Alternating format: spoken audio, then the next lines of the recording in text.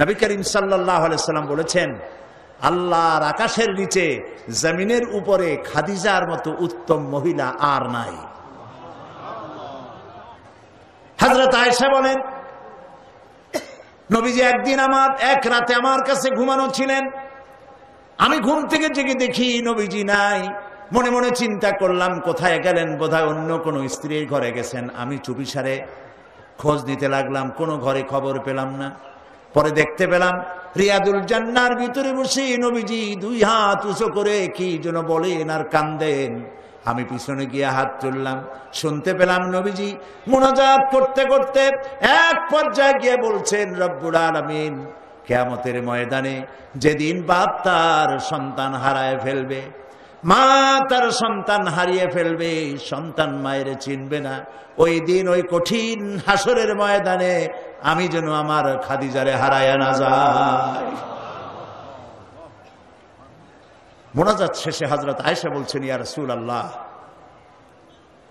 এই একটা বুড়ির বিয়ে করছিলেন, 25 বছর বয়সে 40 বছরের বুড়ি। এই বুড়ির কথা এখনো আপনার মনে জাগে? এর থেকে ভালো কুমারী মেয়ে তো আপনি বিবাহ করেছেন। নবীজির মুখখানা মলিন হয়ে গেল। আল্লাহর নবী বলেন, আয়েশা, খাদিজা সম্পর্কে কেমন কথা জীবনে কোনোদিন তুমি আমার সামনে আর এরকম বলো না। কারণ হলো তোমরা সবাই আমার সুদিনের স্ত্রী, আর খাদিজা আমার এমন সময়ের স্ত্রী যখন মক্কা নগরীতে মুহাম্মদের পা রাখার জায়গা ছিল না। সমস্ত সম্পদ উজাড় করে দিয়েছে আমার জন্য, ইসলামের জন্য। না খেয়ে থেকেছে রাতের পর রাত, দিনের পর দিন। আরবের সব থেকে ধনশালিনী নারী, সমস্ত সম্পদ উজাড় করে দিয়েছেন আল্লাহর দ্বীনের জন্য। হযরত আয়েশা বলেন, আমাদের ঘরের ভিতরে তেমন গোশত রান্না বান্না খুবই কম হতো। আধপেটা অনাহারে অর্ধাহারে আমাদের দিন চলতো। যেদিন কোনো ভাগ্যক্রমে কোনো গোশত আসতো অথবা কোনো ছাগল দুম্বা জবাও হতো, নবীজি গোশতগুলি ভাগ করে স্ত্রীদের ঘরে ঘরে দিয়া নিজে একটা পটলার ভিতরে কয়েক টুকরা গোশত নিয়ে মদিনার রাস্তায় ঘুরে বেড়াতেন। খাদিজার কোনো বান্ধবী পাওয়া যায় নাকি? খাদিজার কোনো আত্মীয়া, কোন বান্ধবী পাওয়া যায় নাকি? প্রিয় ভাই সাহেব, নবী করিম সাল্লাল্লাহু আলাইহি ওয়াসাল্লাম স্ত্রীদেরকে ভালোবাসতেন। হাদিস থেকে শোনাচ্ছি, হযরত আয়েশা কুমারী মেয়ে, তাকে বিয়ে করেছেন নবী করিম সাল্লাল্লাহু আলাইহি ওয়াসাল্লাম। গভীর রাত, চাঁদনি রাত, আধো আধো জ্যোৎস্না প্লাবিত রাত। নবীজি বলছেন, আয়েশা চলো আমরা একটু পায়চারি করে আসি। মরুভূমির ভিতরে গিয়ে বললেন, ওই যে একটা জিনিস দেখা যায়, চলো তো দৌড় মারি, কে আগে যায় দেখা যায়। বিশ্বনবী স্ত্রীর মনোরঞ্জনের জন্য দৌড় প্রতিযোগিতা করতেছেন, তাও সুবহানাল্লাহ কইতে ইচ্ছে করে না। দৌড়াইয়া হযরত আয়েশা রাদিয়াল্লাহু তাআলা আনহা তিনি আগে চলে গেলেন, রাসূলুল্লাহ পিছনে পড়ে গেলেন। হযরত আয়েশা খুব আনন্দ করলেন, দেখলেন আপনি কিন্তু দৌড়ে আমার সাথে পারলেন না। বাস এর কয়েক বছর পর আরেকদিন এইভাবে দৌড়ের প্রতিযোগিতা হলো রাতের বেলায়। আজকে হযরত আয়েশা বলছেন, ওই দিনের তুলনায় আমার শরীরটা স্থূল হয়ে গেছে, আমি একটু মুটিয়ে গেছি। দৌড়াইয়া আমি পিছনে পড়ে গেলাম, রাসূল আগে উঠে গেলেন। আমি হাঁপাতে হাঁপাতে যখন নবীজির কাছে গিয়ে দাঁড়িয়েছি, রাসূলুল্লাহ তাবাসসুম মুস্কি হেসে আমার দিকে তাকিয়ে বলছেন, আয়েশা, ওই সেই দিনের প্রতিশোধ আজ নিলাম। সুবহানাল্লাহ, সুবহানাল্লাহ। কিসের ইউরোপ, কিসের আমেরিকা, ইসলামী সভ্যতার জুতার কাছেও দাঁড়াতে পারবে না তারা। ওরা আজকে কি বলে, বিশ্ব কি দিবস, নারী দিবস পালন করে। বিশ্ব নারী দিবস, বিশ্ব মাতৃ দিবস, বিশ্ব ভালোবাসা দিবস। বিশ্ব ভালোবাসা দিবস ওদের দরকার, যাদের সারা বছরে কোনো ভালোবাসা নাই, তাদের জন্য একটা দিন ভালোবাসার বনিতা করা লাগে। আমার লাগে না, কারণ আমার জন্মই হয়েছে ভালোবাসার মধ্য দিয়ে। আর দ্বীন ওয়ান নাসিহা, ইসলাম মানেই হলো ভালোবাসা। সুবহানাল্লাহ, ইসলাম মানেই হচ্ছে ভালোবাসা। আমার জন্য আলাদা কোনো ভালোবাসা দিবসের দরকার নেই। ওই সেই 97-তে ওই হুজুররা যখন ক্ষমতায় ছিলেন, সেই সময় বিশ্ব ভালোবাসা দিবস পালন করতেছে। কি ভালোবাসা দিবস? কলেজ বিশ্ববিদ্যালয়ের ছাত্র ছাত্রীরা সরোয়ার্দী উদ্যানের গাছের গোড়ায় বসে গেছে, সব জোড়ায় জোড়ায় বাকবাকুম পায়রা। বিশ্ব ভালোবাসা। এক মন্ত্রী ঢাকা বিশ্ববিদ্যালয়ের টিএসসি মিলনায়তনে বক্তৃতা করলেন, বিশ্ব ভালোবাসা দিবসে আজ আমি ঘোষণা করতে চাই, বিল ক্লিন্টন মনিকা প্রেম অমর হোক। মন্ত্রী বললেন। আমি পার্লামেন্টে ধরলাম তাকে, বললাম, মাননীয় স্পিকার, বিল ক্লিন্টন তার মেয়ের বয়সী মনিকার সাথে যে কাজটা করেছে, সে কাজের জন্য বিল ক্লিন্টন নিজেই অনুতপ্ত। টিভি এবং রেডিওর মাধ্যমে গোটা জাতির কাছে ক্ষমা চেয়েছে। আর হিলারির পাও রাতের বেলায় কতবার ধরেছে, হিলারি আর তিনিই জানেন। যে অপরাধের জন্য তিনি নিজে অনুতপ্ত, সেই অপরাধের বিষয়টা নিয়ে একটা মন্ত্রী কতটা চারিত্রিক দিক থেকে হীনমন্য হলে ছাত্রছাত্রীর সামনে বলতে পারে, বিল ক্লিন্টন মনিকা প্রেম অমর হোক। বললাম, মাননীয় স্পিকার, একদিকে নাচুনে বুড়ি, আরো যদি পায় ঢোলের বাড়ি, তাহলে অবস্থাটা কোথায় গিয়ে দাঁড়ায়? আমার দেশে, মুসলমানদের দেশে বিশ্ব ভালোবাসা দিবসের কোনো প্রয়োজন নাই। বিশ্ব নারী দিবস পালন করা, বিশ্ব কন্যা দিবস পালন করা ওদের দরকার, যার দেশে নারীর কোনো মর্যাদা নাই, যেখানে কন্যার কোনো মর্যাদা নাই, যেখানে মাতৃত্বের পিতৃত্বের মর্যাদা নাই, সেখানে প্রয়োজন। আমার দেশে প্রয়োজন নাই। দিবস পালন করতে করতে এখন কিসব দিবস পালন করতেছে। কালকের পত্রিকায় দেখলাম বিশ্ব পায়খানা দিবস।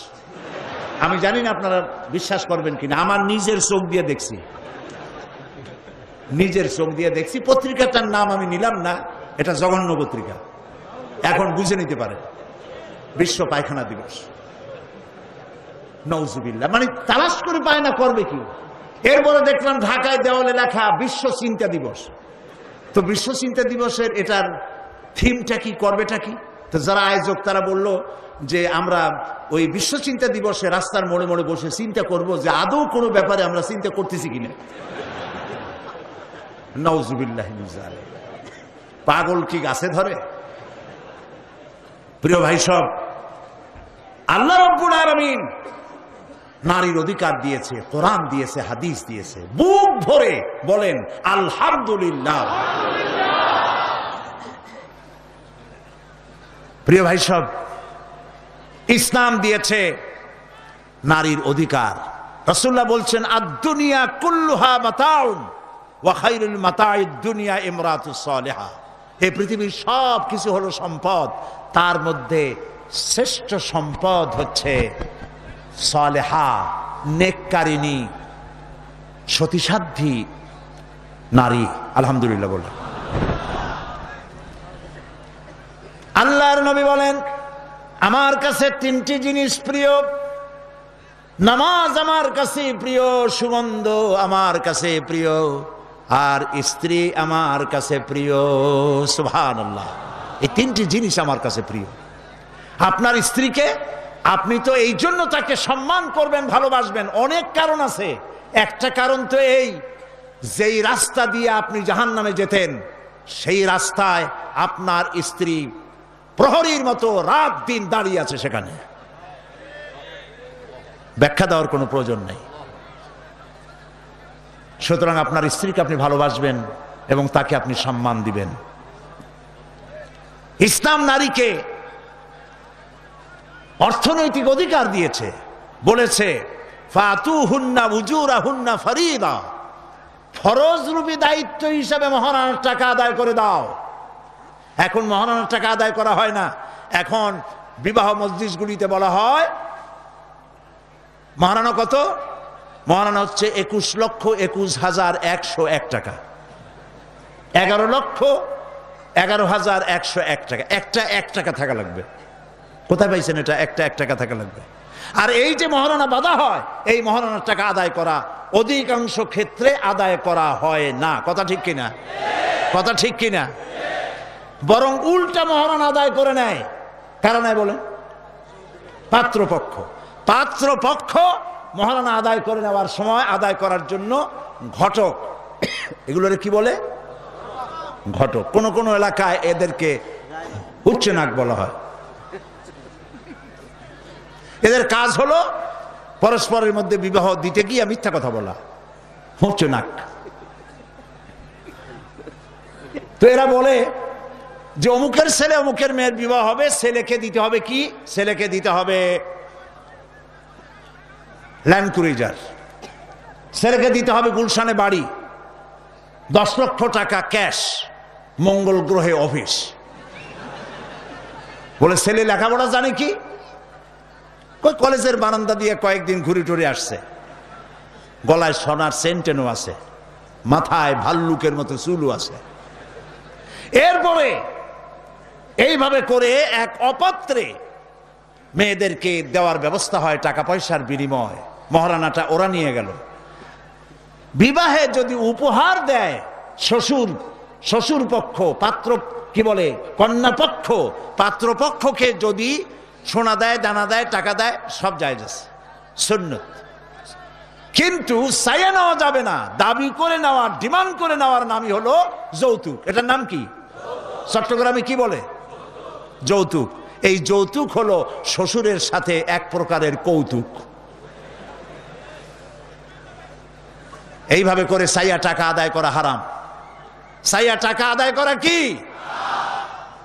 আজকের এই বিশাল তাফসীরুল কোরআন মাহফিলে আমি জানতে চাই যে এই যাদের ছেলে আজ পর্যন্ত বিয়ে দেন নাই, বিবাহ দিতে গিয়ে কন্যা পক্ষের কাছ থেকে হারাম চাইয়া যৌতুক আদায় করে ছেলে বিয়ে দিবেন না, এই রকমের লোক ওয়াদা করতে পারবেন না? মনে করবেন এই কথা যে আল্লাহ মাহফিলে আজকে আসলাম কেন?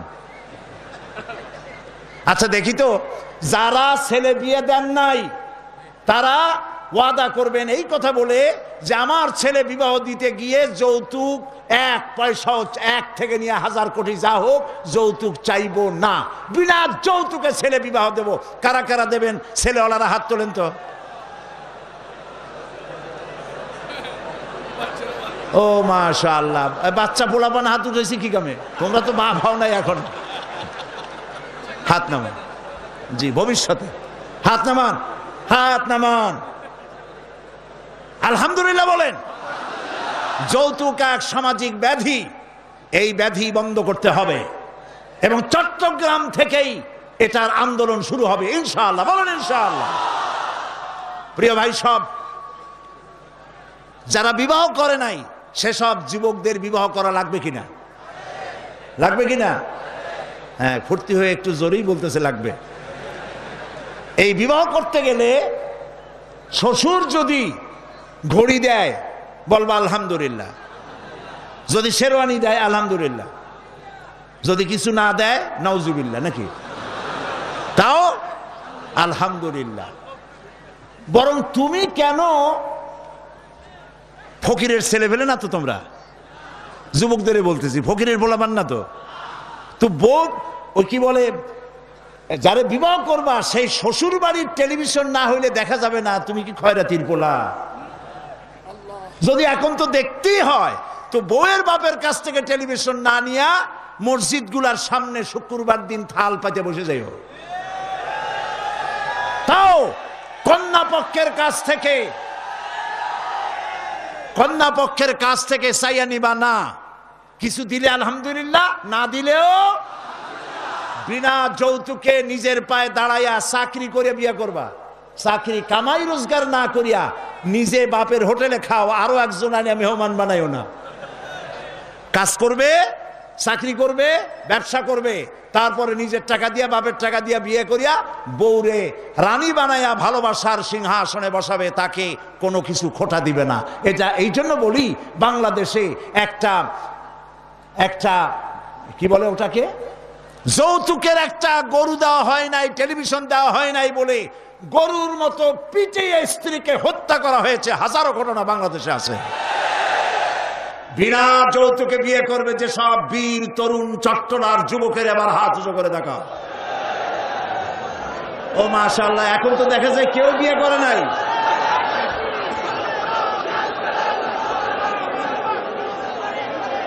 আচ্ছা, হাত নামান, হাত নামান, আলহামদুলিল্লাহ বলেন, হাত নামান। এই যে ভাই, আমি কিন্তু বুঝতে পারি দাঁড়াইছেন কেন, কোমর ব্যথা করতেছে বোধহয়। বসেন, কোমর ব্যথা আল্লাহ ভালো বানাই দেবেন, জোরে কোন আমিন। আরে ভাই বসতে বলছি, বসেন। কোমর ব্যথা হলে তো আমারও করবে, আমি তো বসা। বসেন, সবাই বসেন। প্রিয় ভাই সব, তাহলে একটি বড় রকমের অপরাধ থেকে চট্টগ্রামকে মুক্ত করার জন্য আন্দোলন শুরু করা হলো, বলেন আলহামদুলিল্লাহ। প্রিয় ভাই সব, আল্লাহ তাআলা এই নারী যখন বিবাহ হলো, আল্লাহ তাআলা তাকে অধিকার দিলেন, শিক্ষার অধিকার, লেখাপড়ার অধিকার, পড়ার অধিকার, সব অধিকার দিলেন।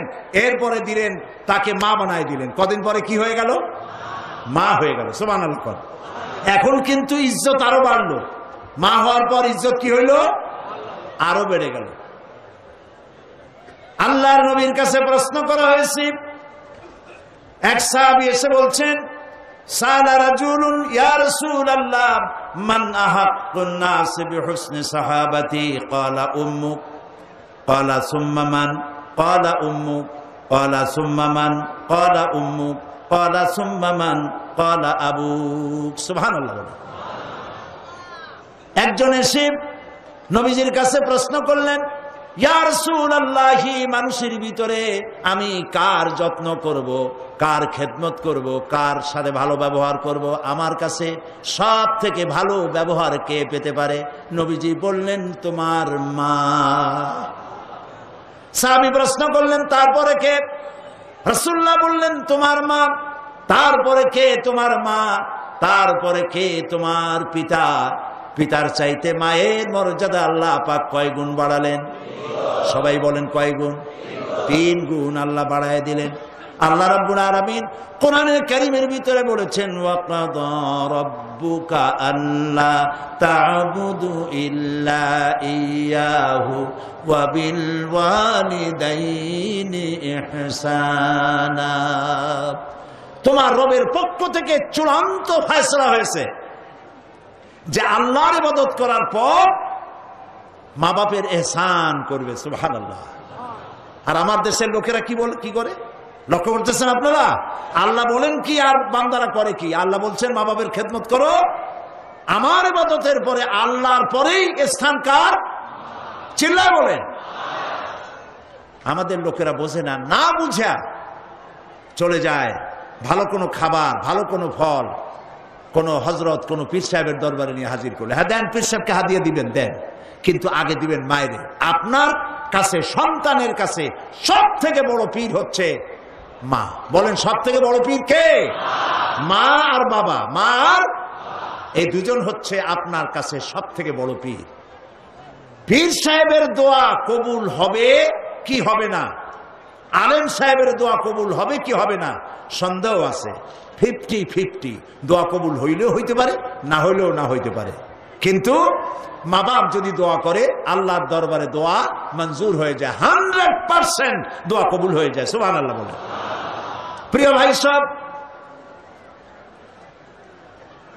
আল্লাহ রাব্বুল আলামিনের নবী বলেন, মা বাবা যখন দোয়া করে সন্তানের জন্যে, যখন দোয়া করে, বন্দুক দিয়া গুলি করলে সেই গুলি তার লক্ষ্য বস্তুর কাছে যেতে যত না দেরি হয়, মা বাপের দোয়া বা বদদোয়া আল্লাহর দরবারের থেকে দ্রুত গতিতে চলে যায়। মাকে খাওয়াও। বুড়া মা আছে না? বলেন আছে না? মা যখন বুড়া হয়ে যায়, বউয়ের কথা মতো সন্তান মায়ের সাথে খারাপ ব্যবহার করে, মুখ মলিন করে থাকে, কথা বলে না, আর মনে মনে বলে, প্রকাশ্য বলে, অনেকের সামনে বলে, বুড়ি মরে না কেন? নাউজুবিল্লাহ। বলে নাউজুবিল্লাহ। তুমি কারে মরতে বলো? কারে মরতে বলো?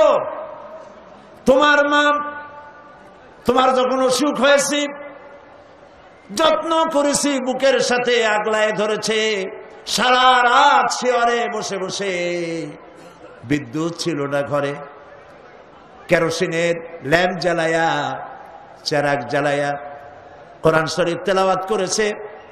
আর শেষ রাতি দুইখানা হাত রব্বুল আলামিনের দরবারে তুলে দিয়ে কেঁদেছে, রব্বুল আলামিন আমার বাঁচাধনকে আমার জীবনের বিনিময় আল্লাহ তুমি বাঁচাইয়া দাও। যে মা বললেন আমার জীবনের বিনিময় আমার ছেলে তুমি বাঁচাও, মেয়েরে বাঁচাও, সেই ছেলে বড় হইয়া বইয়ের পাগল হইয়া বলে বুড়ি মরে না কেন। নাউজুবিল্লাহ, নাউজুবিল্লাহ। মাকে সম্মান করুন, মাকে ভালোবাসুন। আল্লাহ রাব্বুল আলামিন বলেন ওয়াওয়াসাইনাল ইনসানা বিওয়ালিদাইহি ইহসানা হামালাতুহু উম্মুহু কুরহা ওয়া ওয়াদাআতুহু কুরহা ওয়া হামলুহু ওয়া ফিসালুহু 30 শাহরা। আমি সমগ্র মানব গোষ্ঠীকে উপদেশ দিচ্ছি, তোমরা তোমাদের ওসিয়ত করছি, তোমরা তোমাদের মা বাপকে সম্মান করো। তোমার মা তোমাকে গর্ভধারণ করেছে অত্যন্ত কষ্টের সাথে, ডেলিভারি করেছে অত্যন্ত কষ্টের সাথে, আর 30টা মাস বুকের দুধ দিয়ে তোমারে মানুষ করছে। সুবহানাল্লাহ, সুবহানাল্লাহ। প্রিয় ভাই সব, মা বাপ যদি হাত তোলে, চোখ দিয়া পানি পড়ে, দোয়া কবুল হয়ে যাবে। সুবহানাল্লাহ। এই যে হযরত বাইজিদ বুস্তামি রহমতুল্লাহ আলাইহির এই দরগায় আপনারা যান, হযরত বাইজিদ বুস্তামি যখন ছোট্ট ছিলেন, তার মা অসুস্থ, গভীর রাত্রে মা জেগে বলছে বাবা আমি তো পানির পিপাসায় শেষ হয়ে যাচ্ছি, একটু পানি পান করাও। বাচ্চা দেখলেন ঘরের মধ্যে পানি নাই, বাইরে কোথাও থেকে পানি জোগাড় করলেন, এসে দেখেন মা ঘুমায় গেছে। শীতের রাত, বাচ্চা দাঁড়ায় আছে পানি নিয়ে। ফজরের সময় মায়ের ঘুম ভেঙেছে, তাকিয়ে দেখে বাইজিদ দাঁড়ানো। বাইজিদ তুমি দাঁড়ানো কেন, কাঁপতেছো কেন? ছেলে বলছে মা আপনি পানি চাইছিলেন। তা পানি চাইছিলাম, তা কি হয়েছে? তা আমি তো ঘরে পানি পাই নাই, দূরে গিয়ে পানি আনছি, আনি দেখে আপনি ঘুমাই গেছেন, আমারে উঠাও নাই কেন? আপনার ঘুমের ক্ষতি হবে। তা তুমি নিজে ঘুমাও নাই কেন? এই জন্য যে আপনি জায়গায় যদি আবার পানি চান আর সময় মতো না দিতে পারি, তাহলে তো আপনার কষ্ট হবে। সেই জন্য মা আমি দাঁড়ায় রয়েছি, আপনি পানি খাবেন, সেই পানি নিয়ে। বাইজিদের মা হযরত বাইজিদকে বিছানার উপরে আরাম করে শোয়াই দিয়া উযু করে নিজে নামাজ পড়লেন। নামাজ আদায় করে দুইখানা হাত আল্লাহর দরবারে তুলে ধরে বলেন রব্বুল আলামিন আমি বাইজিদের মা, আমার ছোট্ট বাইজিদ আমার জন্য যে কষ্ট করেছে, আজ তার এই কষ্ট দেখে আমার কলিজা ঠান্ডা হয়ে গেছে। আমি মা হয়ে আমার বাইজিদের জন্য দোয়া করি রব্বুল আলামিন আমার বাইজিদকে তুমি সুলতানুল আরিফিন বানায়া দাও। দোয়া মঞ্জুর হয়েছে না হয় নাই? সুবহানাল্লাহ। প্রিয় ভাই সব, এই জন্য মা বাপকে সম্মান করতে হবে, মহব্বত করতে হবে এবং তাদের জন্য দোয়া করতে হবে। দোয়াটা আল্লাহ শিখাই দিয়েছেন। এমনকি মা বাবার সামনে চোখ মোটা করে কথা বলবে না, চোখ মোটা করে মা বাবার সামনে কথা বলবে না। আল্লাহ ইচ্ছা করলে চোখ অন্ধ করে দিতে পারেন।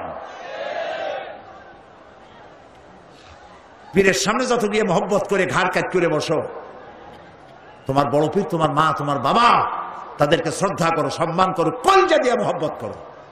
মা বাপকে একটা কথা বিশ্বাস করুন, মনে রাখেন, মা বাপকে যে যত বেশি সম্মান করবে, মহব্বত করবে, মর্যাদা দেবে, তার জীবনে সম্মানের আর রুজির কোনো অভাব হবে না, হবে না, হবে না। আল্লাহ তাআলা বাড়ায় দেবেন। সুবহানাল্লাহ। আল্লাহ দোয়া শিখাই দিচ্ছেন বান্দারে, মা বাবার সামনে শক্ত করে কথা কইস না, ওয়াকুল লাহুমা কাওলান কারীমা। মা বাবার সাথে সম্মান সূচক কথা বলো আর আমার কাছে দোয়া করো। কি বলে? আল্লাহ রাব্বুল আলামিন দোয়া শিখাই দিচ্ছেন, রব্বিরহামহুমা কামা রাব্বায়ানি সাগীরা। সবাই পড়েন রব্বিরহামহুমা কামা রাব্বায়ানি সাগীরা। আবার পড়েন রব্বিরহামহুমা কামা রাব্বায়ানি সাগীরা। আল্লাহ তাআলা শিখাই দিলেন বান্দারে দোয়া কর, আয় আমার রব, আমার মা বাপ আমাকে যেমন ছোটবেলায় স্নেহের করে লালন পালন করেছে, মাবুদ গো তুমি আমার মা বাপকে সেইভাবে তোমার রহমত করে লালন পালন করো। আল্লাহ দোয়া শিখাই দিচ্ছেন। এই দোয়া প্রত্যেক নামাজের পর আপনারা পড়বেন, মনে থাকবে ভাই? জোরে বলেন, মনে থাকবে? আল্লাহ যেন আমাদেরকে মনে রাখান, আমরা বলি আমিন। প্রিয় ভাই সব, মা হিসাবে আল্লাহ তাআলা এই মর্যাদা বৃদ্ধি করে দিলেন। নারীর 3টা স্তর বললাম, কন্যা, বধূ, মাতা। 3 স্তরে ইসলাম যে মর্যাদা দিয়েছে, এর থেকে বেশি মর্যাদা পৃথিবীতে কেউ দিতে পারে নাই। এখন এই নারীদেরকে যাদের এত মর্যাদা আল্লাহ দিলেন, মর্যাদা তো এত বাড়াই দিলেন, সন্তানের জান্নাত মায়ের পায়ের তলে ঢুকাই দিলেন। সুবহানাল্লাহ বলেন, সুবহানাল্লাহ বলবেন না? মেয়ে লোকের মায়ের পায়ের তলে তার সন্তানের বেহেশত আল্লাহ ঢুকাই দিলেন। সম্মান করো, মর্যাদা করো। যারা মা বাবার সাথে বেয়াদবি করছো, আজকের রাতে মায়ের কাছে গিয়ে, বাপের কাছে গিয়ে পাও দুটো জড়ায় ধরো আর বলো, আব্বা আম্মা আমি তো ভুল করছি, বেয়াদবি করছি, বুঝি নাই, আল্লাহর রাস্তায় আমারে মাফ করে দেন। মাফ করে দেবে না? দিবে। মা বাবার চাইতে সন্তানের জন্য কল্যাণকামী কে আছে? বল কথা মতো, খবরদার কখনো মা বাবার সাথে নাফরমানি করবেন না। মনে থাকবে? মনে থাকবে? আল্লাহ তাআলা মনে রাখার তৌফিক দিক, আমরা বলি আমিন। প্রিয় ভাই সব, এই নারীকে সম্মান দিয়ে আল্লাহ তাআলা বলেছেন নারীরা যেন পর্দায় থাকে। কুল্লিল মুমিনাতি ইয়াগুদুদনা মিন আবসারিহিন, মেয়ে লোকদেরকে বলা হয়েছে, মুমিনা নারী তোমরা তোমাদের চক্ষুকে পর পুরুষ থেকে নিম্নগামী করে রাখো। ওয়াহফাজনা ফুরুজাহুন্না, আর তোমাদের যৌনাঙ্গ সমূহ এগুলিকে তোমরা হেফাজতে রাখো, এগুলি লজ্জাস্থান সমূহ হেফাজতে রাখো, যা মানুষকে দেখিও না। ওয়াকারনা ফি বুয়ুতিকুন্না ওয়ালা তাবাররাজনা তাবাররুজাল জাহিলিয়াতিল উলা, আর তোমরা তোমাদের ঘরের মধ্যে থাকো ওই জাহিলিয়াতের যুগে যে ধরনের সাজসজ্জা করে রাস্তায় বেরোতো, ঠাট ঠামক করতো, রূপচর্চা করতো মানুষের সামনে, পরপুরুষের সামনে, জাহিলি যুগের মতো তোমরা বেরিও না। কে বলতেছেন? আল্লাহ বলতেছেন, আল্লাহ পাক বলছেন ওয়াকারনা ফি বুয়ুতিকুন্না, ঘরের মধ্যে থাকো। এই ঘরের মধ্যে থাকার অর্থ কিন্তু এই নয় যে ঘরের মধ্যে পড়ে থাকো, লেখাপড়া করো না, চাকরি বাকরি করো না, এটা কিন্তু নয়। বরং নবী করিম সাল্লাল্লাহু আলাইহি সাল্লামের যুগে মহিলা সাহাবীরা ব্যবসা করেছেন। কেউ আতরের ব্যবসা করেছেন, কেউ ফলের ব্যবসা করেছেন, কেউ খেজুরের ব্যবসা করেছেন, এবং এই মহিলারা নার্সের দায়িত্ব পালন করেছেন। যুদ্ধাহত সৈন্যদেরকে নার্সিং করেছেন, যুদ্ধের ময়দানেও তারা কাজ করেছেন। কাজী ঘরের মধ্যে থাকো, তার অর্থ হলো ঘরের মধ্যে যে পরিবেশটা থাকে পর্দার পরিবেশ, যখন বাইরে যাবে তখনও এই পর্দার পরিবেশটা নিয়ে যাবে। যখন বাইরে যাবে বোরখাটা পরে যাইও, বোরখাটা পরলে ওইটা একটা ঘরের মতো, বোরখার দরজাও আছে, জানালাও আছে, আছে না? যেখানে সুযোগ আছে জানলা খুলে দেন, মুখের কাপড়টা উঠাইয়া দেখেন যেখানে সুযোগ আছে, আর যেখানে সুযোগ নাই জানলা বন্ধ করে দেন, ঠিক না? এই বোরখা পরতে বলা হয়েছে, বোরখা পরে চলবেন। এই বোরখাটা একটা নিয়ামত। বাংলাদেশ নিয়ে কথা বলি, এই বাংলাদেশে আজ পর্যন্ত যত নারীর মুখে অ্যাসিড পড়েছে, একটা দৃষ্টান্ত চাই। আপনারা বলেন আমাকে যে বোরখা পরা একটা মেয়ে লোকের মুখে অ্যাসিড পড়েছে, প্রমাণ দেন। পারবেন প্রমাণ দিতে? পারবেন? কেন পারবেন না বলেন? কারণটা কি? কারণ হলো এই, মেয়ে লোকটা যখন বোরখা পরলো সে আল্লাহর হুকুম পালন করলো। কার হুকুম পালন করেছে? আর তখন আল্লাহর দায়িত্ব হয়েছে নারীর সতীত্বের এবং তার শরীরের হেফাজতের দায়িত্ব নেওয়া। এই জন্য বোরখা পরা নারীর মুখে অ্যাসিড পড়ে না। মা বোনেরা যারা আজকে রাস্তায় বসে, প্যান্ডেলে বসে, বিভিন্ন জায়গায় বসে, বাড়িতে বসে আমার কথা শুনছেন, আমি মা বোনদেরকে বিনীতভাবে আরজ করি, যখন আপনি বোরখা ছেড়ে, যে সব মেয়েরা রূপচর্চা করে চুল পিছনে ছেড়ে দিয়ে লিপস্টিক লাগায় রূপচর্চা করে যখন কোনো দোকানে যায়, তখন দোকানের সেলসম্যান বলে, ভাবি আসেন আসেন, এই শাড়িটা পরলে আপনার দারুণ মানাবে। আরে শয়তান, শাড়ি বদলে মানাবি কিনা তার স্বামী বলবে তুই কেনা। এখন দোকানদার যদি ভাবি বলে তাতে কি মর্যাদা বাড়ে? বাড়ে না। আপনি দেখেন বোরখা পরেন, চাদর পরেন, দোকানে যান, দোকানি বলবে খালাম্মা, চাচি আম্মা, বসেন বসেন, সম্মান করে বসতে দেবে এবং আপনার সামনে কাপড়গুলি খুলে ধরবে যেটা আপনার প্রয়োজন নেবেন। তাহলে বোরখায় কি সম্মান কমায় না বাড়ায়? কমায় না বাড়ায়? মা বোনেরা বোরখা পরুন, চাদর পরুন। আপনার মেয়ে কলেজ গোয়িং, ইউনিভার্সিটি গোয়িং, যেসব বয়সপ্রাপ্ত মেয়ে আছে, আল্লাহ কোরআনে বলেছেন এমন একটা চাদর পরো যেই চাদরটা পরলে পরে মাথাটা, বুকটা, গলাটা ঢাকা হয়ে যায়, এমন একটা চাদর পরো। এই চাদর পরা মুসলমানদের জন্য ফরজ। মুসলমানদের জন্য কি? আজ ফ্রান্সের প্রেসিডেন্ট জ্যাক শিরাক, এই জ্যাক শিরাক এক বিরাট সাংঘাতিক একটা বাজে কাজ করেছে। তিনি তার দেশে কলেজে, বিশ্ববিদ্যালয়গুলোতে মুসলিম মহিলাদের মুখে চাদর পরা, হিজাব পরা নিষিদ্ধ ঘোষণা করেছে। আমরা আজকে চট্টগ্রাম তাফসীরুল কুরআন মাহফিলের লক্ষ লক্ষ মানুষের উপস্থিতিতে বাংলাদেশের কণ্ঠ বাতাসে মিশিয়ে দিচ্ছি। পত্রিকার মাধ্যমে যদি সাংবাদিকরা পৌঁছাতে পারেন ভালোই হবে। অনেক ভালো ভালো সাংবাদিক আছে যারা মাহফিল এখানের মধ্যে সীমাবদ্ধ থাকে না, তাদের লেখার মাধ্যমে এই চট্টগ্রাম তাফসীরের মাহফিল ছড়িয়ে যায় গোটা বাংলাদেশ তথা বিশ্বের বিভিন্ন জায়গায়। ওই সব সাংবাদিকদেরকে ধন্যবাদ জানাই আর প্রাণ খুলে দোয়া করি আল্লাহ এদের কলমকে আরো শানিত বানিয়ে দাও। আপনারা আমাদের কথা লেখেন, আমরা জ্যাক শিরাককে বলছি, আপনি যে কাজটি করতেছেন এটা আপনি প্রেসিডেন্ট হয়ে, ইউরোপের একটি বড় রকমের রাষ্ট্রের প্রেসিডেন্ট হয়ে মানবাধিকার লঙ্ঘন করেছেন। মুসলমানদের পর্দা বন্ধ করার কোন ইখতিয়ার আপনার নয়, যেমন আপনার ইখতিয়ার নাই কোন পাদ্রী লম্বা জামা অথবা ক্রসকে নামিয়ে ফেলার জন্য। আপনি বলতে পারেন, পারে বলতে? রবিবার দিন গির্জায় যেতে বন্ধ করতে পারেন? রবিবার দিন গির্জায় যাওয়া যেমন তার ধর্মীয় কাজ, গলার ভিতরে ক্রস লাগানো যেমন তার ধর্মীয় কাজ, আমার মুসলমান মেয়েদের পর্দা করা, হিজাব করা তেমন আল্লাহর নির্দেশিত কাজ। আমরা গোটা বাংলাদেশের পক্ষ থেকে, এই মাহফিলের পক্ষ থেকে জ্যাক শিরাককে নিন্দা জানাই এই কাজের জন্য। আমরা আহ্বান জানাবো, পৃথিবীর মধ্যে কোন রাষ্ট্র যা করে নাই আপনি সেই খারাপ দৃষ্টান্ত করে আপনার কপালকে খারাপ করবেন না।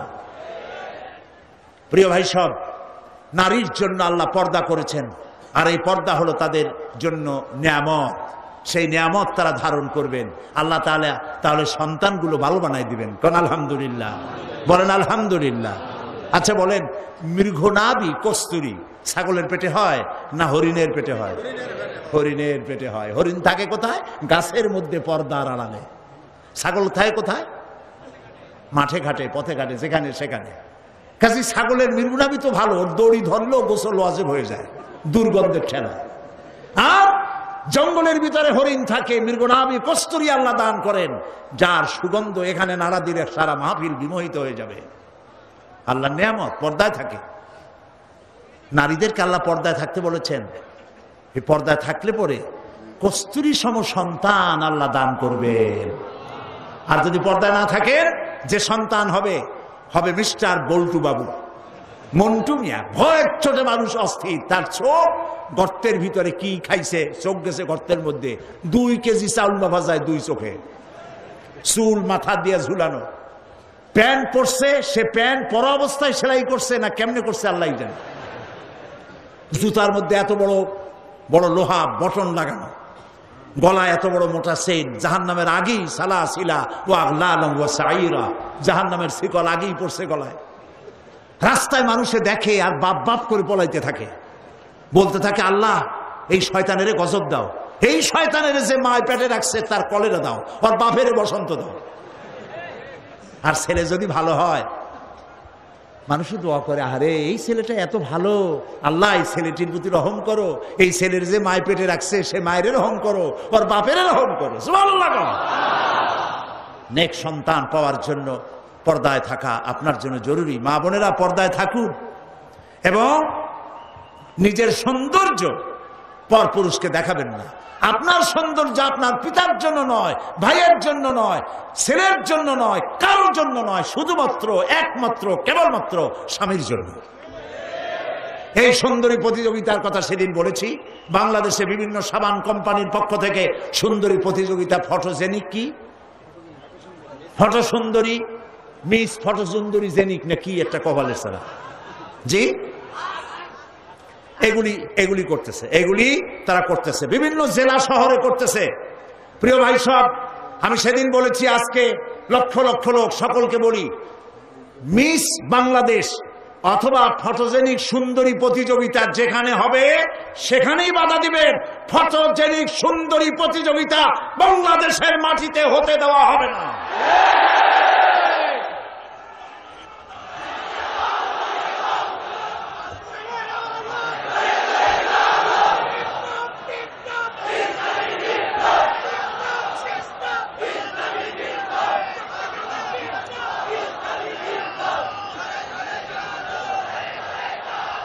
তারা একটু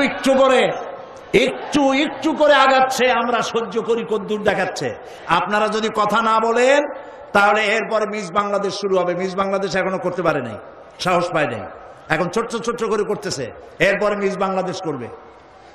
নির্লজ্জ যারা নারীর সুন্দরী প্রতিযোগিতা যারা করে, যারা বিচারক, নারীর সৌন্দর্যের, শরীরের অঙ্গ প্রত্যঙ্গের মাপ নিয়ে সৌন্দর্যের বিচার যারা করে, শয়তানের চাইতে নিকৃষ্ট তারা, লম্পট, লুচ্ছা। আমাদের দেশকে কোন অবস্থাতেই আমরা অশ্লীলতার পথে ধাবিত হতে দিতে পারি না।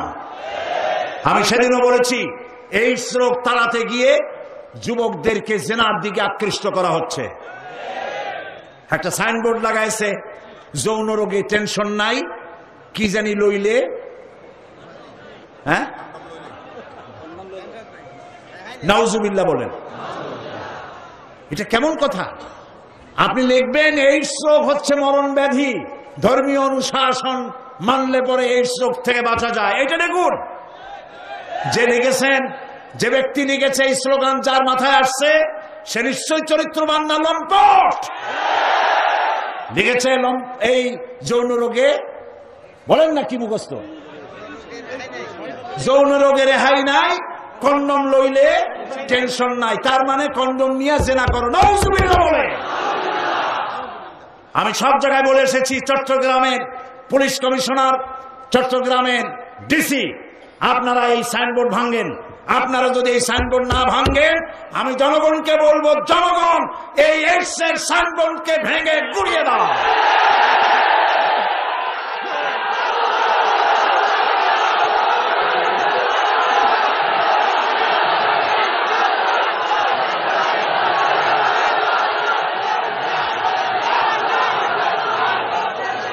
প্রিয় ভাই সব, আমরা কখনো আইন হাতে নিতে চাই না, কিন্তু আমার জাতি চরিত্র ধ্বংস হলে আমরা বসে থাকব না। আমরা কথা বলবো, আমরা আমাদের বিবেককে কারো কাছে বিক্রি করি নাই। কথা বলবো পার্লামেন্টে, সিংহের মতো গর্জন করব ময়দানে, জীবন দিয়ে দিয়ে আল্লাহর কোরআনকে প্রতিষ্ঠা করবো ইনশাআল্লাহ।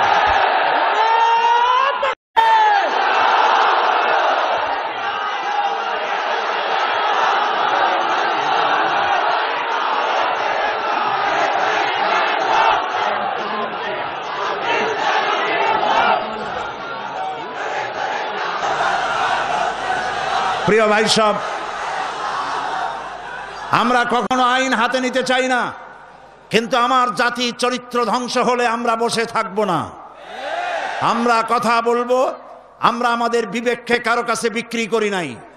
কথা বলবো পার্লামেন্টে, সিংহের মতো গর্জন করব ময়দানে, জীবন দিয়ে দিয়ে আল্লাহর কোরআনকে প্রতিষ্ঠা করব ইনশাআল্লাহ।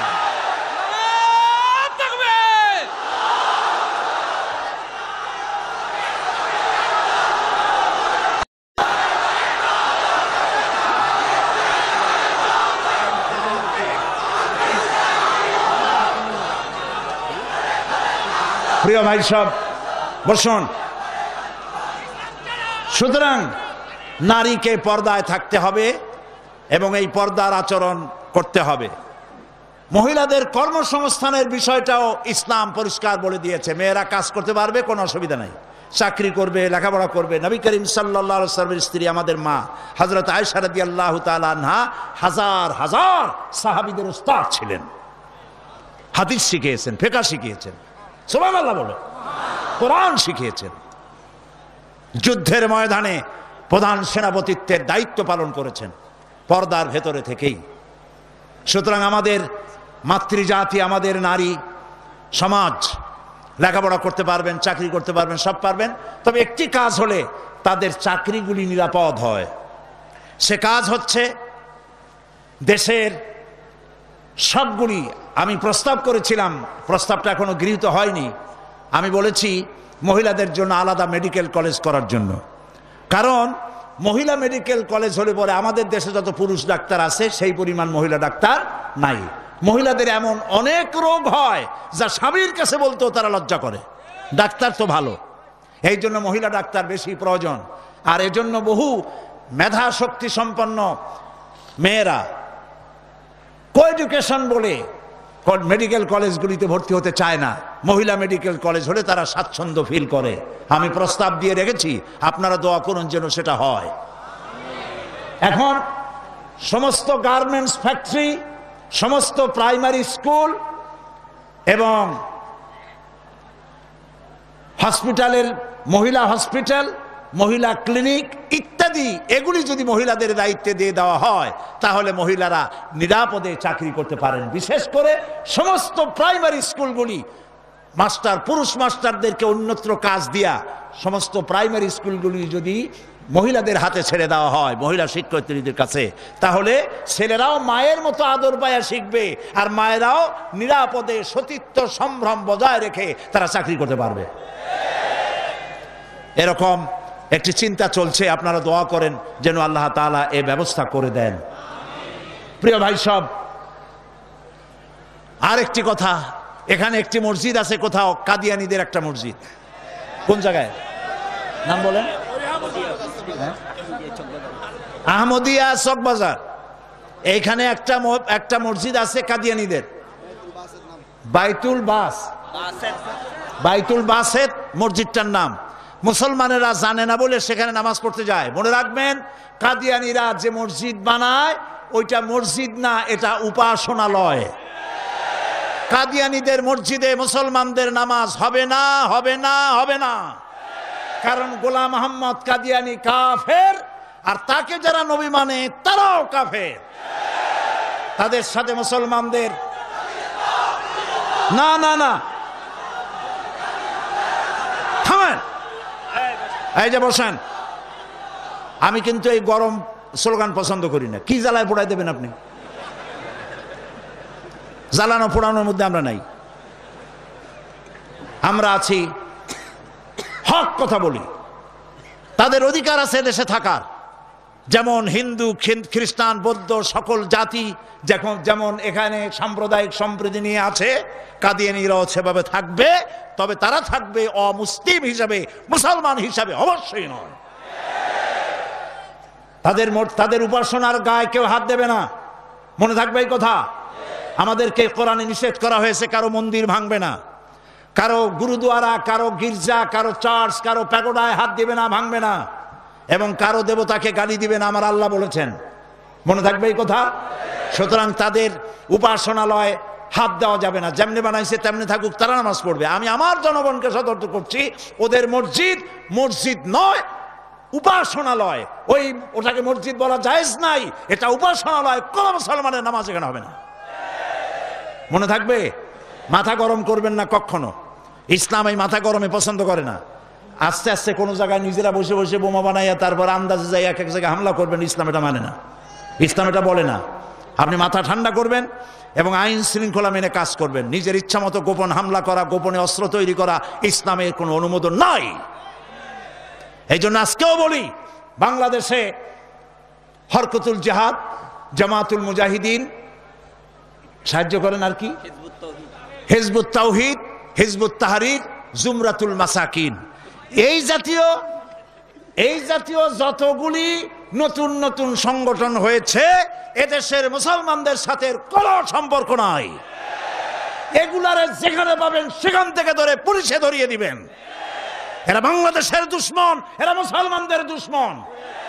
আমার দেশের সাম্প্রদায়িক সম্প্রীতি বিনষ্ট করে এবং বোমাবাজি করে এই দেশকে বদনাম করে আমেরিকাকে তারা দাওয়াত করতে চায়, তারা বুশকে দাওয়াত করতে চায়। কাজী হিজবুত তাহরীর, হিজবুত তাওহীদ, হরকতুল জিহাদ, জামাতুল মুজাহিদিন মুসলমানদের সাথে কোনো সম্পর্ক নাই। যেখানে পাও সেখানে ধরো, গরুর দড়ি দিয়া বান্ধিয়া পুলিশে হ্যান্ডওভার করো, মনে থাকবে। আল্লাহ মনে রাখার তৌফিক দিন। প্রিয় ভাই সব, আমাদের এই স্বাধীন সার্বভৌম বাংলাদেশ আল্লাহ তাআলা যেন দয়া করে এই দেশকে কোরআনের প্রতিষ্ঠার জন্য আল্লাহ যেন হামওয়ার করে দেন, বলেন আমিন। এত মুসলমান কোরআনের কথা শুনতে যে দেশে আসে, সেই দেশে ইসলাম কায়েম হতে দেরি হয়, বড় আফসোস লাগে, কষ্ট হয়। আসুন আমরা সবাই মিলে কোরআনের রাজ কায়েমের আন্দোলনে শরীক হয়ে যাই। আন্দোলন করবেন না, আপনার কোনো দাম নাই। হতে পারেন আপনি বড় মুহাদ্দিস, হতে পারেন আপনি বিশাল চিন্তাবিদ, কিন্তু আন্দোলনের সাথে নাই, আপনার দাম নাই। একটা হাতি, একটা পাগলা হাতি যদি চন্দনপুরা অথবা এদিকে কি পুরা আছে, আরে কও না কেন কথা, এই যে আশেপাশে কত পুরা আছে, একদিক দিয়ে এসে ঢুকলো, একটা হাতি যদি ঢোকে তাহলে বাড়িঘর ভাঙ্গা মেসমার করে দিতে পারে, পারে না? কিন্তু হাতি যতই পাগলা হোক, যতই বন্য হোক, যতই শক্তিশালী হোক, একটা রেজিমেন্টের সামনে একটা হাতি কিচ্ছু না। আন্দোলন হচ্ছে রেজিমেন্ট, আন্দোলনে শরীক হও। কোরআন প্রতিষ্ঠা করতে যারা জীবন বাজি রেখে সামনে চলে এসেছে, সেই লাইনে সামিল হয়ে যাও। প্রিয় ভাই সাহেব, আজকে আর আমি কথা বাড়াবো না, কারণ অনেক দূর যেতে হবে। বাংলাদেশের বিভিন্ন জেলা থেকে লোকেরা এসেছেন, আমি 10টার মধ্যেই শেষ করতে চাই। সেই জন্য দাঁড়ানো ভাইয়ের এবার বসেন, কাঙ্ক্ষিত মোনাজাতের দিকে এগিয়ে যাচ্ছি। দোয়া কবুল হবে ইনশাআল্লাহ, বলি ইনশাআল্লাহ। এত লক্ষ লক্ষ লোকের চোখের পানি এবং তাদের আকুতি আল্লাহ ফেরত দিবেন না ইনশাআল্লাহ, বলি ইনশাআল্লাহ। আজকে কয়জন? আজকে 13 জন ইসলাম কবুল করার জন্য চলে এসেছেন। বলো লা ইলাহা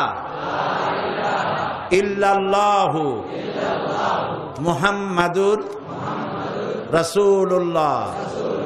আল্লাহ ছাড়া কোনো ইলাহ নাই, মাবুদ নাই, উপাস্য নাই।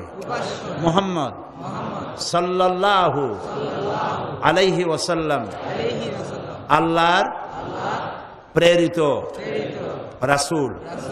আশহাদু আন লা ইলাহা, একটু জোরে বলো, লা ইলাহা ইল্লাল্লাহু ওয়াহদাহু লা শারীকা লাহু ওয়া আশহাদু আন্না মুহাম্মাদান আবদুহু ওয়া রাসূলুহু।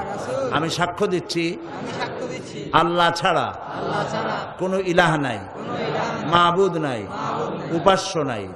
তিনি এক, তিনি একক, তার কোনো অংশীদার নাই। আমি সাক্ষ্য দিচ্ছি মুহাম্মদ সাল্লাল্লাহু আলাইহি ওয়াসাল্লাম আল্লাহর বান্দা এবং তার প্রেরিত রাসূল। তোমরা সবাই এদিকে ফিরে বলো আসসালামু আলাইকুম।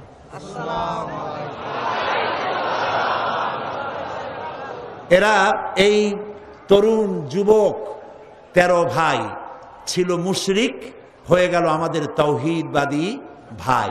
আমাদের কি হইল? সবাই বলেন আলহামদুলিল্লাহ।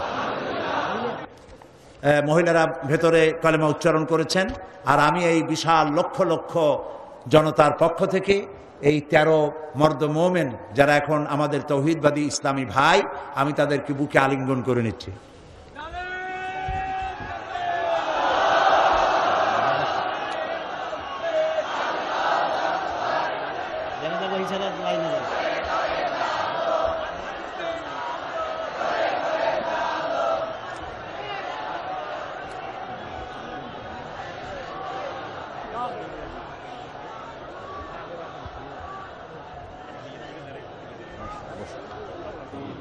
মোনাজাতের পূর্বক্ষণে যে কথাটি বলতে চাই, একটু পরেই আমরা এই মিলন মেলা ভেঙে যাবে, যার যার বাড়ির উদ্দেশ্যে মানুষ রওনা করবে। আল্লাহ সকলের ফিরে যাওয়াটা নিরাপদ করে দিন। আমি আপনাদেরকে অনুরোধ করব যে ওয়াজ শোনার, তাফসীর শোনার যে মন আমাদের আছে, সেই পরিমাণ নামাজের মন নাই। এই জন্য 5 ওয়াক্ত নামাজ সঠিকভাবে আদায় করবেন, নামাজ কখনো ছেড়ে দিবেন না। বিশেষ করে জওয়ান যুবক যারা আছে, ছাত্র, তরুণ, যুবক, আমি তাদেরকে বলবো, চরিত্র একটি মহা সম্পদ। যখন চরিত্র থাকে না, তখন সে মানুষ থাকে না, শয়তানের চাইতে নিকৃষ্ট হয়ে যায়। আমি সমস্ত তরুণ যুবকদেরকে, যাদেরকে আমি আমার চোখের সামনে দেখতে পাচ্ছি, এই মাহফিলে 2% যদি বৃদ্ধ মানুষ থাকে, 98% তরুণ যুবকে ভরা এই মাহফিল। আমি সকল যুবকদেরকে, ছাত্র তরুণ যুবকদের প্রতি আহ্বান জানাবো, আমাদের জীবনের সাথে সম্পৃক্ত প্রিয় জীবন আদর্শ যার নাম ইসলাম, এই ইসলামের পতাকাকে উড্ডীন করার জন্য ইসলামী আন্দোলনে শরিক হওয়ার সকলের প্রতি আমি আহ্বান জানাই। সকলের চরিত্র ভালো করে ইসলামের দিকে এগিয়ে আসার আহ্বান জানাচ্ছি। এবং কোরআনকে জানার জন্য, কোরআনকে বোঝার জন্য আমি বারবার বলেছি তাফহিমুল কোরআন কেরার জন্য তাফহিমুল কোরআন ফি জিলালিল কোরআন, এই তাফসিরগুলি আপনারা কিনবেন। আজকে যখন যাবেন, শত শত দোকান, 3 শতাধিক দোকান এখানে বসেছে বই কেতাব নিয়ে, এগুলি আপনারা নেবেন। আর এইখানে যে আমি তাফসির করেছিলাম 25 বছর হলো, এর মধ্যে একবার তাফসির করেছিলাম সূরা আসরের উপরে। হযরত ইমাম শাফি রহমতুল্লাহ আলাইহি বলেছেন, সূরা আসর যদি কেউ বোঝে আর আমল করে, তাহলে জান্নাতে যাওয়ার জন্য এই ছোট্ট সূরাটি যথেষ্ট হয়ে যায়। সুবহানাল্লাহ। 5 দিন আলোচনা করেছি একটি সূরার, ছোট্ট সূরাটি, তাও শেষ করতে পারিনি। সেটি গ্রন্থবদ্ধ আকারে এসেছে, নাম রেখেছে তাফসিরে সাঈদী সূরা আসর। সমস্ত দোকানগুলিতে পাওয়া যাবে, আপনারা নিয়ে যাবেন এই তাফসিরটি, তাফসিরে সাঈদী সূরা আসর। আর সর্বশেষ আমি আজও বলি যে আমি মোমেন ব্যক্তি তো সেই যে নিজের জন্য যা পছন্দ করে অন্যের জন্য তাই পছন্দ করে। সুতরাং আমি জামাত ইসলামী করি, এবং কেন করি এই প্রশ্ন বহু জায়গায় আছে যে পীর মুরিদি ছাড়িয়ে দিয়ে এটা করলাম কেন। আমি সেই জবাব লিখিত আকারে দিয়েছি, আমি কেন জামাত ইসলামী করি। এটা আমার লেখা একটা বই। এই বইয়ের ভিতরে আমি দেখিয়েছি যে খেলাফত এবং মুলুকিয়াতের ব্যাপারে, সাহাবীদের ব্যাপারে, নবীদের ব্যাপারে, ইসমতে আম্বিয়ার ব্যাপারে যে সমস্ত কথা আমাদের বিরুদ্ধে বলা হয়, সেই কথাগুলি যে যৌক্তিক নয়, এই কথাগুলি এর মধ্যে এসছে। সুতরাং যারা জামাত করেন তাদের জন্য প্রয়োজন, আর যারা করেন না তাদের জন্য প্রয়োজন, অন্তত জবাবগুলি জানতে পারবেন। আর আমি কেন করি এই দলটি, তাও আপনারা বুঝতে পারবেন। আল্লাহ যেন তৌফিক দেন, এটাও পাওয়া যাবে প্রত্যেক দোকানে, আপনারা নেওয়ার চেষ্টা করবেন। প্রিয় ভাই সব, সর্বশেষ আমার আরজ আপনাদের কাছে, নামাজ কেউ ছেড়ে দিবেন না। 5 ওয়াক্ত নামাজ আমরা আদায় করব সহিভাবে, কারণ বুখারী শরীফে এসেছে কিয়ামতের দিন সর্বপ্রথম প্রশ্ন হবে নামাজ পড়েছো কিনা। প্রথম প্রশ্ন আল্লাহ করবেন নামাজ। প্রথম প্রশ্ন কি হবে? নামাজ পড়ে। যার নামাজ কবুল হবে জীবনের সমস্ত নেক আমলগুলি কবুল হবে, যার নামাজ কবুল হবে না সব বরবাদ হয়ে যাবে। আল্লাহ তাআলা আমাদের জন্য নামাজি বানান, আমরা বলি আমিন। নামাজ জীবনে আর ছাড়বো না, এই ওয়াদা কি করা যাবে ভাইরা? করা যাবে ওয়াদা? দুটি হাত উঁচু করেন, বলেন ইয়া আল্লাহ, তোমার পবিত্র নামে তোমাকে সাক্ষী করে ওয়াদা করছি, শপথ করছি, আল্লাহ তাআলা যতদিন পর্যন্ত মালাকুল মউত আমার মাথার কাছে না আসতেছে, ততদিন পর্যন্ত ফরজ নামাজ, ফরজ রোজা আর ছেড়ে দেব না, আর ছেড়ে দেব না, আর ছেড়ে দেব না। আল্লাহ তাআলা আমার আজকের এই ওয়াদা আমার মৃত্যু পর্যন্ত কবুল করে নাও, আমিন ইয়া রাব্বাল আলামিন।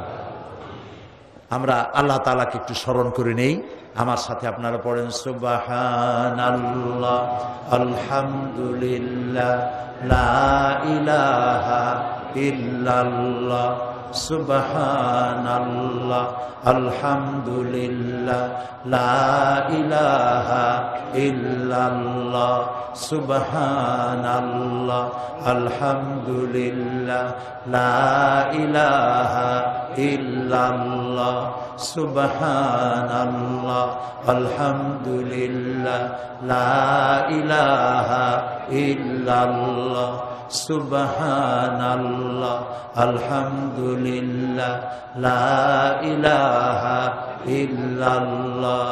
ইয়া আল্লাহ, ইয়া রহমান, ইয়া রহিম, ইয়া হাইয়্যু, ইয়া কাইয়্যুম। সবাই পড়েন ইয়া আল্লাহ, ইয়া রহমান, ইয়া রহিম, ইয়া হাইয়্যু, ইয়া কাইয়্যুম, ইয়া আল্লাহ ইয়া রহমান ইয়া রহিম ইয়া হাইয়্যু ইয়া কাইয়্যুম ইয়া আল্লাহ ইয়া রহমান ইয়া রহিম ইয়া হাইয়্যু ইয়া কাইয়্যুম আল্লাহুম্মা আমিন ربنا ظلمنا أنفسنا وإن لم تغفر لنا وترحمنا لنكونن من الخاسرين সবাই পড়েন আমার সাথে ربنا ظلمنا أنفسنا وإن لم تغفر لنا وترحمنا لنكونن من الخاسرين سبحانك اللهم وبحمدك نستغفرك ونتوب إليك سبحانك اللهم وبحمدك نستغفرك ونتوب إليك أي الله رب العالمين 5 দিন ব্যাপী তাফসীরুল কোরআন মাহফিলের সমাপনী দিবসে লক্ষ লক্ষ মানুষ ভিক্ষুকের মতো কাঙ্গালের মতো তোমার দরবারে গুনাহ ভরা হাত নিয়ে তোমার দরবারে হাত তুলেছি রব্বুল আলামিন আমাদের গুনার দিকে তাকায়ও না আমাদের বদ আমলের দিকে তাকায়ও না আমাদের চোখের দিকে তাকাও আমাদের মুখের কাকুতি মিনতির দিকে তাকাও রব্বুল আলামিন দয়া করে আমাদের জিন্দেগীর গুনাহ মাফ করে দাও রব্বুল আলামিন সারা জীবন গুনাহ করে করে জীবনটাকে বরবাদ করে দিয়েছি বাবু গুনার কথা মনে হলে লজ্জায় মাথা নিচু হয়ে যায় কারণ তুমি আমাদেরকে মেহেরবানি করেছো আর আমরা করেছি নাফরমানি তুমি করেছো মেহেরবানি আমরা করেছি নাফরমানি রব্বুল আলামিন দুনিয়ায় এমন কোন পাপ নাই যা কম বেশি আমরা করি নাই মাবুদ গো দয়া করে আমাদেরকে মাফ করে দাও আয় আল্লাহ রব্বুল আলামিন এই মাহফিলের ভিতরে জিনাকার থাকতে পারে জুয়ারি থাকতে পারে মদখোর থাকতে পারে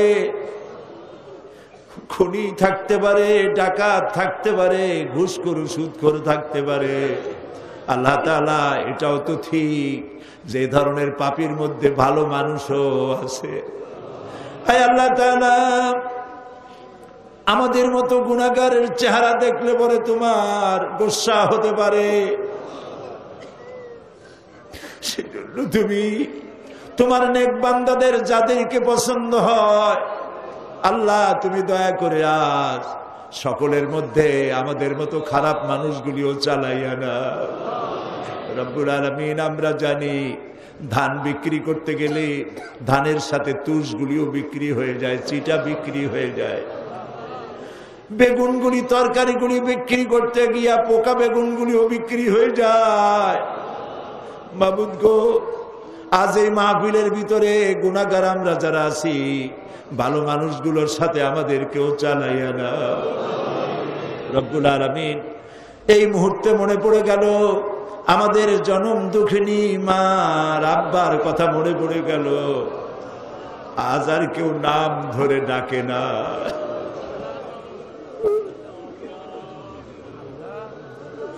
বাপজান যারা মারা গেল বাবু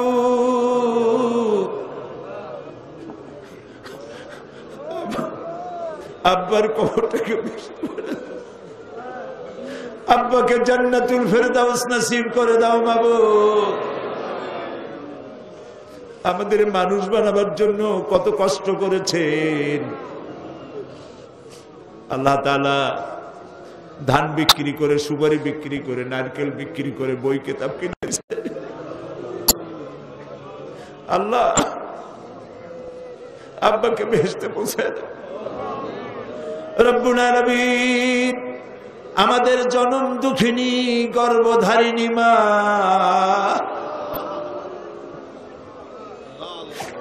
একটা অক্ষর মা সারা দুনিয়ার মধু ঢুকাই দিছো বাবু তুমি। রব্বুল আলামিন মা যারা হারাইছে আল্লাহ মায়ের কবরটাকে জান্নাত বানাইয়া দাও আল্লাহ গো।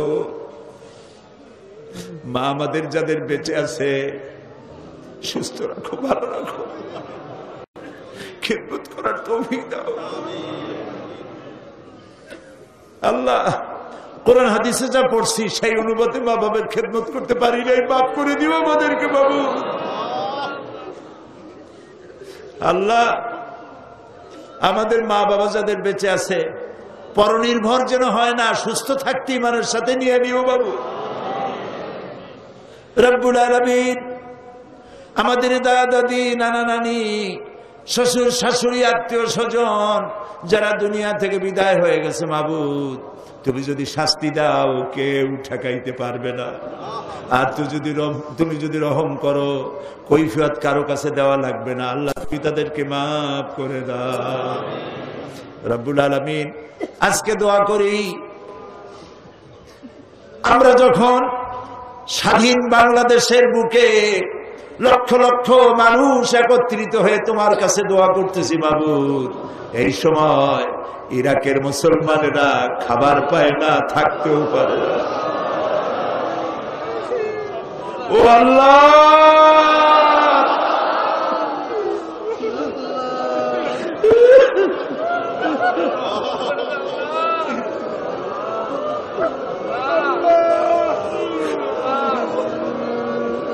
ইরাকের আল্লাহ ইরাকের পাকদামান মেয়ে লোকদের গায়ে হাত দিতেছে কাফের সৈন্যরা।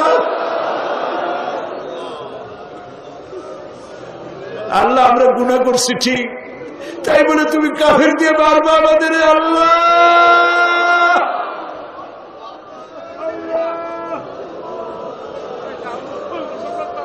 আল্লাহ আল্লাহ ইরাকের মুসলমানদেরকে স্বাধীনতা ফিরায় দাও। আমেরিকার যত সৈন্য আসছে, বিদেশের যত কাফের সৈন্য আসছে, হয় তাদের মুসলমান বানাও, আর নইলে যত বিদেশি সৈন্য আসছে সবগুলি কবর বানায় দাও, একটাও যেন বাড়ি ফিরে না যায় আল্লাহ। আল্লাহ প্যালেস্টাইনের মুসলমানদের কথা কি মনে করা যায়?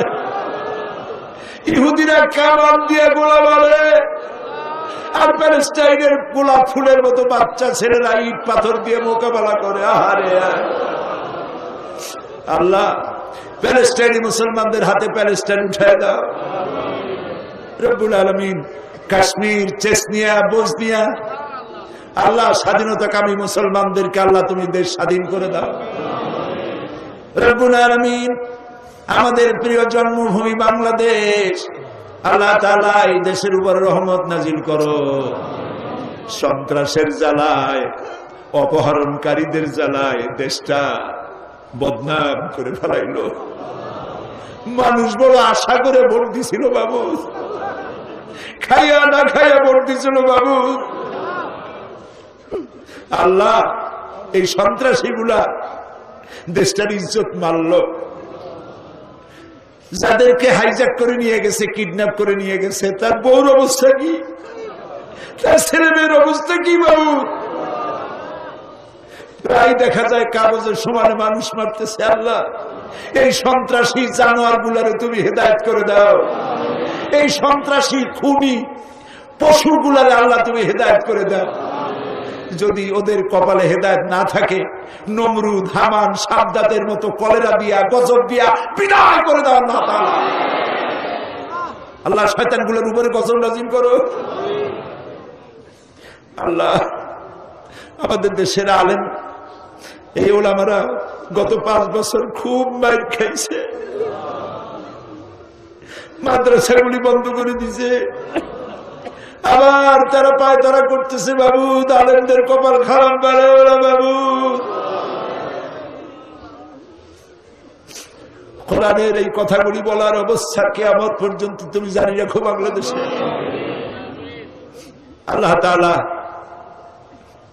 তুমি আমাদের মুখের দিকে তাকায় দেখো তো, আমাদের ঈমান তুমি এখন আরশে আজিম থেকে আমাদেরকে দেখতেছো আমরা কোথায় বসে আছি।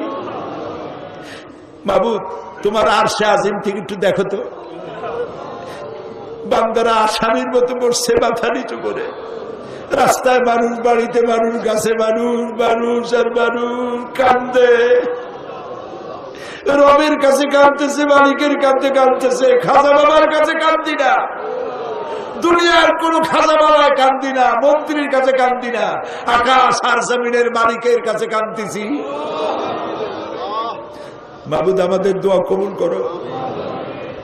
রব্বুল আলামিন 3000 বছর বসে জাহান্নামের আগুন তুমি উত্তপ্ত করেছো। রক্ত মাংসের শরীর নিয়ে আমরা জাহান্নামের আগুনে জ্বলতে পারবো না। আল্লাহ, জাহান্নামের আগুন আমাদের জন্য হারাম বানায় দাও। প্রিয় ভাই সব, মাথা নিচু করেন, চক্ষু বন্ধ করেন। যার যা বলার আছে কান দেন আর বলেন।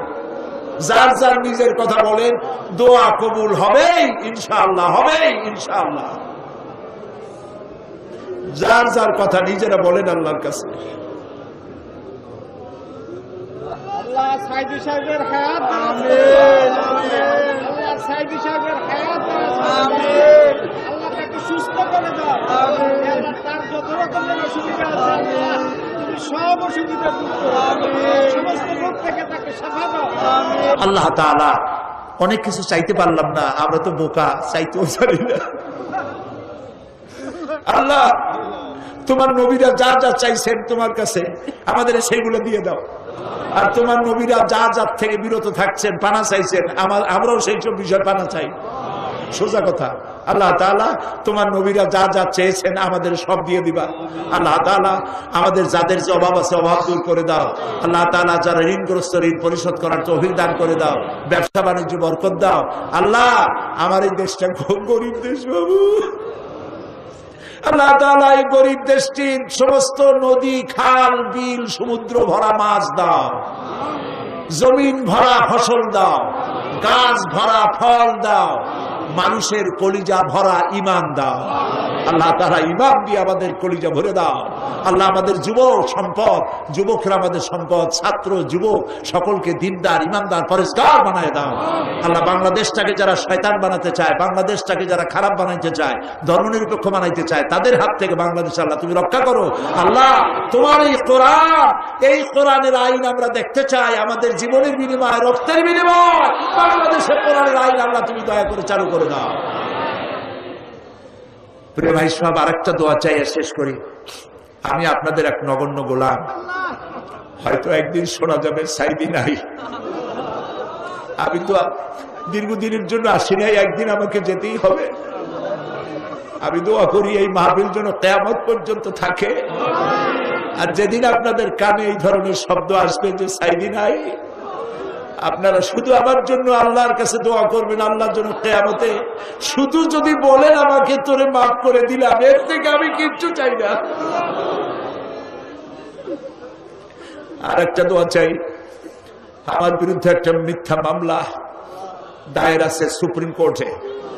আজকে সকল সুপ্রিম কোর্টের সুপ্রিম কোর্ট, সকল বিচারপতির, মহাবিচারপতির কাছে হাত তুলেছে। মাবুদ, একটা মুশরিকের সামনে তোমার গোলামকে আল্লাহ লজ্জিত করো না বাবু।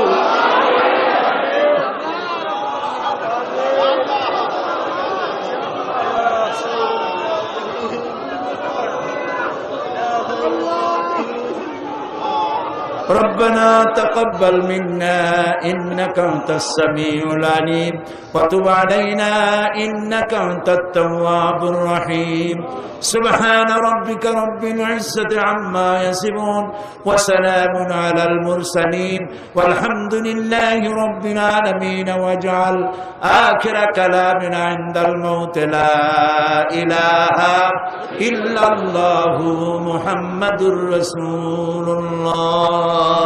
আসসালামু আলাইকুম ওয়া রাহমাতুল্লাহ।